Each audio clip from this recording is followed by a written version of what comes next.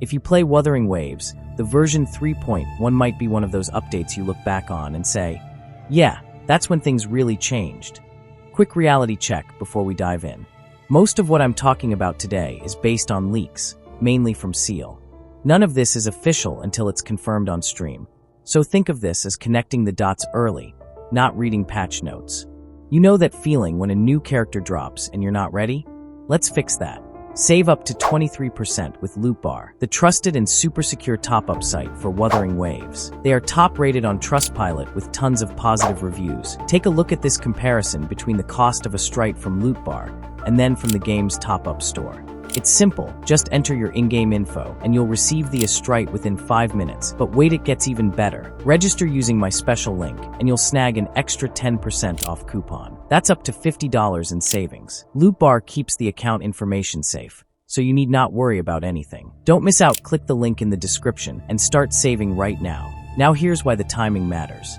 The version 3.1 special broadcast is scheduled for January 23rd at 19:00 UTC+8. That's close enough that the leaks are starting to line up instead of feeling random. I always get more interested when leaks slow down and start making sense. And that's exactly what's happening right now. Also, small but important thing. 2 redeem codes dropped recently, 80 Strite each. But seriously, don't sleep on them. I've skipped codes before thinking, I'll do it later. And yeah, never again. Let's talk about what's actually coming. According to Seele, version 3.1 could bring up to 5 new areas.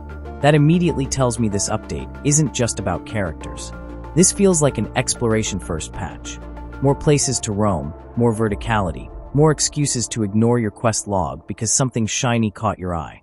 Personally, that's when I enjoy the game the most, when it lets you breathe instead of rushing you forward. There's also a new Rover skin that should be free once you clear certain conditions, probably tied to a quest or event. I really like when main character skins aren't locked behind pulls. It makes the progression feel personal, like your Rover is actually evolving with the story instead of your wallet. Now banners. This is where opinions start splitting. Phase 1 is expected to feature Aemeath, Chisa, and Lupa, with Mortify, Tauchi, and Alto as 4 stars. That banner feels reliable. Not flashy, but solid. The kind of banner you pull on because it makes sense, not because you're gambling emotionally at 3 a.m. Phase 2 is more controversial. Luuk, Galbrina, and Cantarella on the 5-star side, with Sanhua, Lumi, and Yuanwu supporting. Luuk has momentum, Galbrina looks promising, but Cantarella is the wild card. I've seen a lot of mixed reactions. Some players are excited, others are cautious, and honestly, I get both sides. She feels like a character that could either surprise everyone or need future support to really shine. Quick pause. If you like this slower, thought-driven breakdown style, consider subscribing. I build these videos for people who want context, not just headlines. Now Aemeath. This is where things get interesting. Her kit leans heavily into momentum and payoff. Her echo, Singilum, basically turns her into a charging force that plows through enemies. The way I think about it is like winding up a spring and letting it snap. You commit, you move fast, and you get rewarded with big fusion damage. And if Singilum is equipped in the main slot on Aemeath, it boosts her resonance liberation damage, which tells me her burst is meant to be a centerpiece, not an afterthought. There's also a small detail I love. Her outro skill reportedly shows a cute emoji-style face around the active character. It doesn't add damage. It doesn't change gameplay. It just adds personality.